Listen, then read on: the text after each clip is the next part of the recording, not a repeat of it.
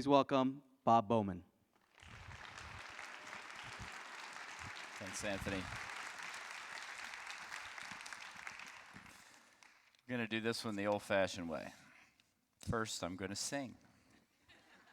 Not really. After about 30 years of work and traveling around the country and trying to learn as much as I could, I've become an expert in my field. Getting people to go up and down a box of water rapidly. And in that pursuit, I've observed a lot of different things. And one of the things that you hear a lot about in sports, and particularly in swimming, is this concept of a champion. You know, we have a high school state champion, we have national champions, we have Pac-12 champions, world champions, Olympic champions. And really, to me, that basically means I've found that the more frequent those occur and the more of them I have, I get paid more, so that's a good thing. I guess it must be important. But when you look it up, it just means a winner of a race or competition. And that's probably the least important part of what being a champion is to me. Because one of the things I have learned in 30 years is that it's what you become in the process of pursuing those goals that's the most important thing. And having studied some real high performers and being fortunate to be around a lot of people who really operate at the edge of their capabilities, I kind of came up with my own definition of a champion.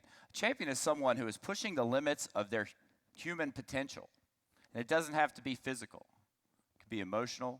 It could be psychological. It could be someone who, at the end of the day, knows that they've gotten pretty much the most that they can out of the time that they've spent.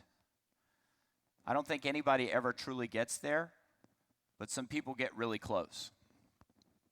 And I'd like to talk about one right now, if you'll indulge me for a minute. Does anyone here listen to classical music? Oh, got to raise more hands. Okay. You've heard of Beethoven, right? Ludwig van Beethoven. Everybody's heard of him, whether you listen to it or not. He's a champion, and I'm going to tell you why. May 7th, 1824, in Vienna, one of the biggest cultural events probably in history took place. Everybody was excited about it. It occurred in a hall probably 3 or 4 times bigger than this. It was a very big event, and people were looking forward to it because it was going to be the world premiere of Beethoven's 9th Symphony. Beethoven wrote 9 symphonies. Each one really was a landmark in itself, but by the time he was at the end of his career, Beethoven was the rock star of music, as people knew it, certainly in Europe. And he also was a recluse. He was really a kind of a personality that people wanted to know more about. He did crazy things like throw food at waiters in restaurants, and he had these love affairs, and he had a lot of drama went around Beethoven. But he had been out of the scene for 12 years. He had not been seen publicly for 12 years. But the word was out he was going to be at the premiere of the 9th Symphony. So the crowd came in. There's the largest orchestra ever assembled, a chorus of 300 people. And Beethoven is there. And everybody's like, man, what's this guy going to do? Because they don't ever really know. He sits in front of the conductor. He doesn't conduct, but he sits in a chair in front of the conductor with the score, which is the music. And the orchestra begins. And they start going through it, and Beethoven's beating time and going through the score as they go. Anyway, it's a fairly long piece. At the end of the 4th movement, which is the chorus and orchestra together, the chorus is singing the words to Schiller's Ode to Joy, which is about these very sweeping themes about brotherhood and humanity and equality, a lot of the things that we like. But they're going through this big piece, and it's very dramatic, and they get to the end, and the crowd goes wild. Never heard anything like it. And I don't know if, what the greatest pieces of music ever written are, but Beethoven's Ninth is in the list. It's in the top 5, right? Well, an unusual thing happened. Right after the piece was done, crowds on their feet cheering.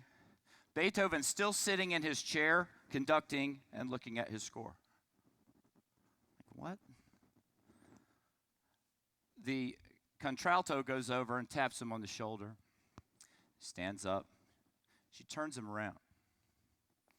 3,000 people are jumping up and down, screaming.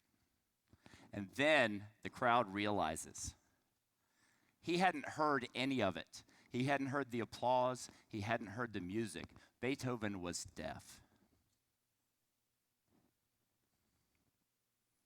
What level of problem solving does that take to write one of the greatest pieces of music ever written without ever hearing it? That's why he hadn't been in public. He'd been deaf for about 10 years. So whenever I'm frustrated or I think that things aren't going well or I need to do something better, I listen to some Beethoven, and that lets me know that I haven't scratched the surface of what is possible. You know? You don't even know what's possible. That's what a champion is. That's somebody who takes their God-given talents, they don't give up, they keep going towards their goals no matter what. Champions have a dream, okay? A vision. I use the word dream, and I know that's almost cliche, but they have a dream that ignites their whole process, right? I call it the dream goal. That is something that gets you out of bed in the morning. I don't know that anybody wants to get out of bed at 5 a.m. and go jump into a cold swimming pool so that they can swim the third 50 of a 200 butterfly in 28.5 seconds. That's definitely part of being an Olympic champion, but that's not enough. There has to be more. You know, I sat in a room one time with this guy, and he had been relatively successful at an Olympic Games, and his goal had always been to win 1 gold medal, and he won 6. And the next Olympics came up, and we were having this meeting, and we were trying to decide, okay, what do you want this story to be? Because we could walk back the expectations of what you need to do, and you can keep saying, I want to win 1 more gold medal, or we can go another way. And Michael Phelps sat in the room with me, his mother, his agent, and with the conviction that I have never seen anybody have before, said, I want to be the best ever. And that became our mission. And to be the best ever in swimming or in the Olympics, somebody had to win 8 gold medals. It had already been done 7. And I think somebody figured that in the Beijing Olympic Games in 2008, the odds of winning an Olympic gold medal were 11 million to 1. So we did it 8 times. I don't know if that's 88 million to 8 or 88 million to 1, but you can figure out the math. I'm not a math genius. I'm just a swimming coach. But it was hard to do. And, you know, the reason he got there is because we had this vision, and then we put it into action because champions have clearly defined goals and a plan to get there. So once we knew what the dream was, to be the best ever, then we started saying, okay, there are 8 events. What are those events? Well, we defined what those were. And in swimming, we have a really great way of kind of keeping track of what we do. It's called times. So you know the times in your events. So we had time goals in every event, right? And the times are what we thought would win. And if we swam the times and he didn't win, we'd still be happy because that was the goal. The goal was not a piece of metal on a ribbon. The goal was to swim at a certain level that we thought was better than anyone could swim. And that's what champions do. They have a plan. It's clear. There's a time frame. There's a long-term goal out there, 3 or 4 years maybe 10 years. Then you work yourself back, and as you come back, the plans become more specific. No one can predict what's going to happen in 3 years, but you can kind of have a direction, right? Then you work yourself back, maybe a year away, you can plan pretty specifically. And then you keep working back from there. In 6 months, where should we be? And then you keep coming back, and finally you get to the most important plan of all, the most important goal, and that is the immediate goal. What am I going to do right now? You know? If you have a goal and, you know, you want to make it happen, you got to realize that it is 1,000 small decisions made day after day after day after hour that get you there. It's not just some burst of inspiration, although that helps at the right moment. You know, when Michael was 12, I decided that, this kid was pretty good. And maybe I'd like for him to do a formal goal-setting exercise. So there was a day where he was out of school, and I called his mother, and I said, would it be okay if I picked Michael up and took him to lunch? She said yes. And he was absolutely terrified because at that time he didn't really know me very well, and we never spent any time together, really just the two of us. So we sat in this chicken wing restaurant, his favorite place, and after he ate about 3 dozen wings, he was 12, I pulled out this sheet of paper, and I said, okay, Michael, what is your dream goal? What would you want to do as a swimmer? And he said, well, I want to swim in the Olympics. I was like, okay, cool, good. What do you want to do in the next year? He said, I want to make the junior nationals. He already had a kind of sense for it. I said, well, what events do you want to make it in? He's like, I don't know. So I said, okay, well, how about 1,500 meters? That's the longest one. He said, okay. And then I said, well, what's your best event now? He said, 200 fly. I said, okay, we'll put that in there. And then the one that I wanted, I was like, how about 400 IM? He said, okay. So we put those down. And for each of those events, I made him come up with 3 things that were very specific that if he did them in practice, it would end up, he would go the time that he wanted to go. And he did that fairly easily. And so I just gave him this paper, and I said, I want you to put this somewhere where you can see it a lot. And then I said, just put it on the refrigerator, right? Because he was eating nonstop those days, so he saw it, 30 times a day. This was in February, I think. And the meet that he was talking about was in August. So what happened was we swam through the summer, and he swam in the junior nationals. He qualified, and he made the junior nationals. And he started swimming these times, and when we're at the meet, I hadn't really thought about it too much, but his times were really close to what I knew were on that paper. So when we got home, I said, can you please bring that paper in? And he did. And his goal time in the 200 fly was 2:04.68, and he swam 2:04.68. In the 400 IM, he wanted to go 4:31.82, and he went 4:31.84. That's 4/100ths of a second, so it's like the same time, right, basically. And then in the 1,500 meters, which lasts 16 minutes, his goal was 16 minutes flat. He went 16 minutes, 0.8 of a second over 16 minutes. Not too bad. And I was like, man, maybe there's something to this goal-setting stuff, right? It's pretty specific. And he's proven over and over that that's true. A year before the Olympic Games, now we don't even have to do that. He just gives me a sheet of paper with his goals on it so that I know, and then we can work on it. A year before the Beijing Olympics in the 100 free, he gave me a sheet of paper that said I want to swim 47.51. He led off the relay in 47.51 a year later. It's very powerful. And the more specific you make your goal setting and the more clearly defined your time frame, the better it'll be. And it's not just Michael that does this. I've had dozens of athletes do it. So I encourage you to look seriously into that process. Champions welcome challenges as a means to grow. A few decades back now, there's this guy named Earl Nightingale. You might have read some of his stuff. He did a survey of all the success literature, okay? There's all this stuff coming about how to be successful, all this self-help stuff, and he started reading all of it. And he wanted to know what was common among all those. And he only found one thing. One thing. Successful people make a habit of doing things that failures don't like to do. So when I say that champions like challenges, a lot of the stuff that goes into these performances you see every 4 years is incredibly boring, tiring, difficult, tedious, and absolutely necessary. That's 90% of what you do. So I think you lose a lot of people along the way because they think that when I have this dream and it charges me up so much, this whole thing's just going to be everyday inspiration. That's not true at all. It's everyday perspiration. You're going to go in there and work, and you're going to work, and you're going to be frustrated, and you're going to keep working, you're going to be frustrated, and every now and then you'll get a little glimpse of what might happen, And on most days, there's something you can point to that went well, but some days you can't. And I think that's a big key, to be able to mentally handle that and to mentally know that. And I'm not sure we're teaching kids that these days. That's why I love sports. That's why I love swimming, because I think it's so valuable.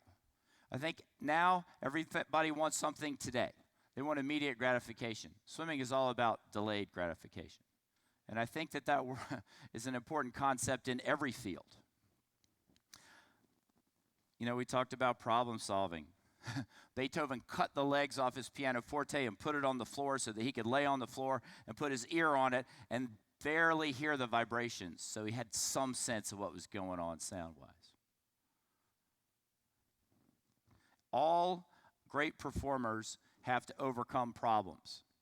You know, you see Michael Phelps or anybody who performs at a high level, well, they're just talented, right? They have this 7-foot wingspan, flexible ankles, some heart that's 3 times the size of everybody else. I don't know about that one, but I know that during this process, Michael Phelps went for 6 years without ever missing a day of training, 365 days a year. And I know that because I was there. Christmas morning, you know, New Year's, Thanksgiving, you name it. We always swam. And it wasn't something that he was made to do. It's something he made me do. I would have been happy not to do it. He insisted on it because he wanted to be the best ever. And while you don't have to go to that level, you got to go to some level if you want to really break out. Along with all that tedious stuff comes a lot of failure, you know? And I think today people protect their kids from failure. They don't want them to feel bad. They don't want them to hurt. They don't want them to do that, right? And it's a huge mistake because failure is where you learn the most. That's what makes you great. When you try something at the edge of your capabilities and you don't get there, then you have to sit back and say, okay, what could I have done better? How can I do something that's going to help me gain the capabilities to move past that barrier? What am I doing that's not working, right? And that's where you get the most out of it. If you protect your kids from failure all the time, they're never going to learn. And they're always going to be afraid. So champions are very good at handling failure, and that's how you learn to succeed, by learning how to handle failure. Champions produce predictable and normal results in abnormal and unpredictable environments. That's the essence of Olympic competition. So this summer when you see the Olympics in Rio, and trust me, there's going to be enough crazy in Rio for all the Olympics we've ever had. They're all different, right? And they all have some challenges. You know, in China, it was the smog. In Athens, the pool would not have a roof. It would be so hot, nobody could possibly swim. Well, in both cases, everybody went and swam, and things went okay. But the people who succeeded were the ones who were prepared to deal with things that were unpredictable and could adapt to situations. You hear a lot about mental toughness, right? Mentally tough. And I think in terms of mental pliability, I don't want my athletes to be mentally tough. Mentally tough people break down under pressure. Mentally pliable people learn to adapt quickly. They have flexibility. They have the ability to concentrate on what they're doing when things around them don't go as maybe they had seen it coming. And that's really, really important. You know, people ask me, what's it like to swim in the Olympic Games? Anybody golf here? Surely in Arizona. Anybody golf well? I'll put my hand down. Imagine yourself doing a 3-foot putt. I'll bet if you were by yourself, you know, either in your office with one of those fake things or out on a putting green by yourself, nobody around, 3-foot putt, you could get pretty good at it, right? You could do a 3-foot putt like that. And I know the greens are different, but in general, when you're that close, you probably hit it. Now imagine yourself with all your friends and family watching you do the 3-foot putt. Yeah, probably still do it. How about if you were doing that 3-foot putt tomorrow afternoon on the 18th green at Augusta to win? Same putt, way different environment. What if you're at Augusta tomorrow doing your 3-foot putt and to win the tournament in a hailstorm? That's kind of what the Olympics are like. Everybody can swim a 200 IM because they've been doing it since they were 10.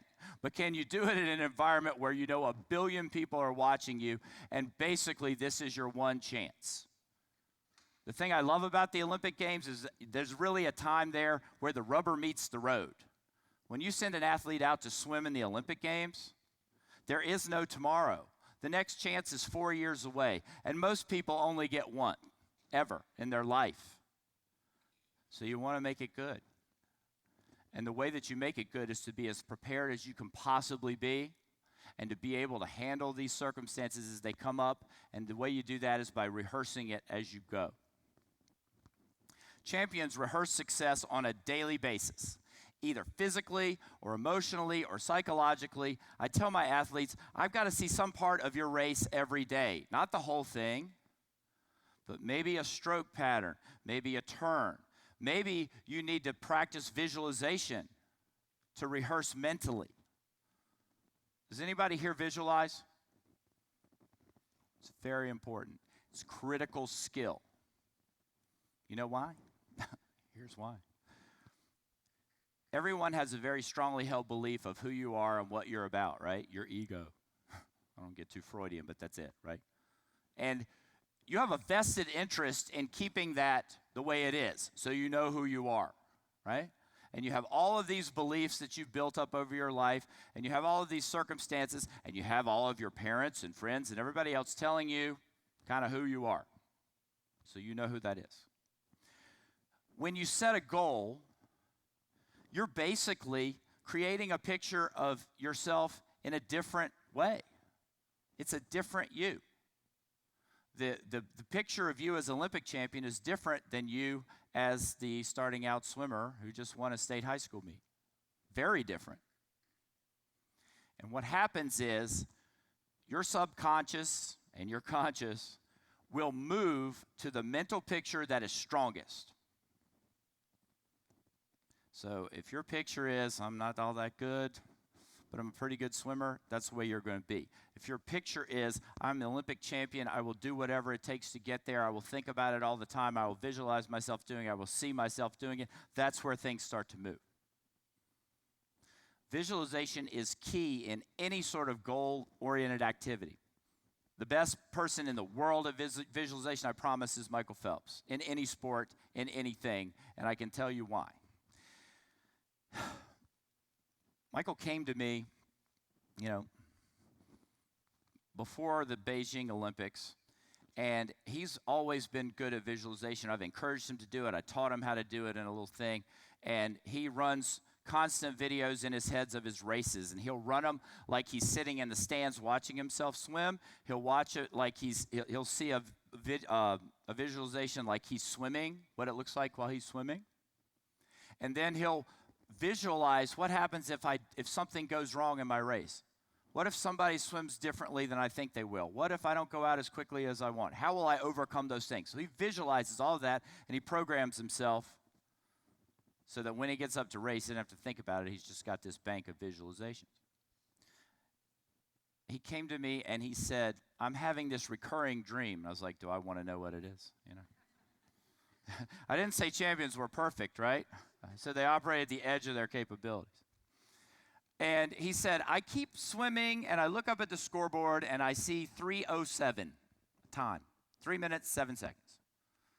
Well, if any of you know anything about swimming, that is not any swimming event time. We don't do 300s. 3:07 is not a time. And at the time, we were kind of getting close to Beijing, and the pressure was kind of mounting on everybody.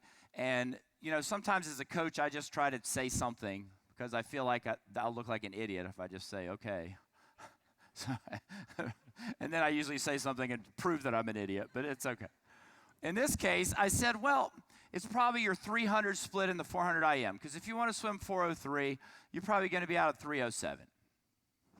It's plausible. I can tell you that the hair stood up on my neck when I looked at the scoreboard in Beijing in the final at the 300 mark, and it said 3:07 flat. It stands up right now. I got goosebumps thinking about it. I don't think it's superhuman. I think it's somebody who has taken something to a level and gone beyond. And I think it's something we can all do. We can all visualize. And if we wanted to spend the time on it, you could get those kind of results. You know, Michael wasn't dropped here from Mars. He's a human. He is more human than anybody in this room, I promise you, in many, many ways. So, something to think about. Finally, champions value the process more than any particular outcome. What does that mean? It means that when you're in competition with other athletes, other companies, whatever it is, right? Other people for jobs, you can't control what the other people do. There are a lot of variables that you cannot control. So don't spend any time worrying about that. You know, a gold medal is something that's largely controlled by other people. Who swims slower than you or who swims faster, right? You know, you can only control how you swim, how you practice, your standard of practice, your standard of what you will accept from yourself. Those are the things that we focus on. I follow American football, and there's a famous college coach named Nick Saban, and he's all about the process too. And his famous saying is, don't look at the scoreboard, play the next play. That's the essence of what we're doing here. A lot of people get sidetracked in their pursuit of whatever they're doing because they start thinking about what might happen. You know, there's only so much time left. What will happen if I don't do this? How about if you just focused on accomplishing what you set out in your plan? Another famous football coach, Urban Meyer, right? If you ever heard him mic'd up on the sideline, he says this all the time. 4 to 6 seconds of relentless focus and energy. 4 to 6 seconds, that's all you need. You don't have to worry about the other 60 minutes, the other 59 minutes and, 54 seconds. Just 6 seconds. And if you do that and you're engaged in the moment, the other stuff takes care of itself. So that's what champions do. They focus on the things they can control. They have a plan, and they work on every day making it a little bit closer to the plan. One step, one step, one step, right? I'll close with one other Michael story because people like these, but I don't know. I have other kids too. I actually coach some other people. Some of them are sitting in here. Kind of goes with the step thing.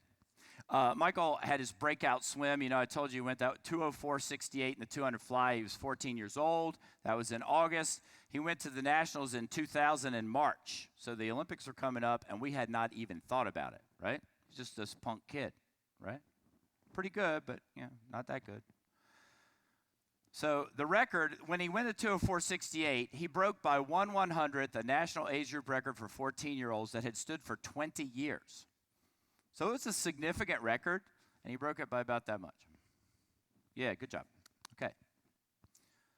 He came back in the spring nationals, and in the prelims of the nationals in the 200 fly, he swam 159.6. That broke the record for the 15, 16-year-olds. He was still 14. That was like a Bob Beeman leap in swimming, okay? And that night he came back, and he got third, actually, and he swam 159 flat. And I remember walking out of the pool that day, and I'm like, this kid's going to make the Olympic team. It never dawned on me till then. And at that point, it was like, okay, you better get yourself ready. Well, anyway, we went home, and we got home from the airport, and I went and dropped Michael off at his house. And his mother had decorated the entire yard and the house in red, white, and blue flags, stars, stripes, whatever. Congratulations, Michael. Okay. So I parked the car, got out, took all of it down. She wasn't home. And then I left him. And, Debbie called in, and she was irate. She's like, what are you doing? I was like, what are you doing? She's like, I'm just celebrating my son. I'm like, Debbie, we are at step 100 of 10,000 steps. What are you going to do when he gets to step 300? Buy him a car? It's the process that's the most valuable. It's the things he's learning. And, I did let her put a sign on his door for 1 week after every good meet. Congratulations, Michael. Nice. That was great. Okay? It's kind of proportional. And he got plenty of, rewards down the road. But I think that the key is, if you look at things in perspective and you find your dream, you can accomplish some amazing things. Whether it is teaching a generation of children to love food and changing the world doing it that way, or whether it's by Olympic competition, or whether it's by being a great farmer, the process is all the same. And I hope that all of you will find your dream and get to work. Thank you very much.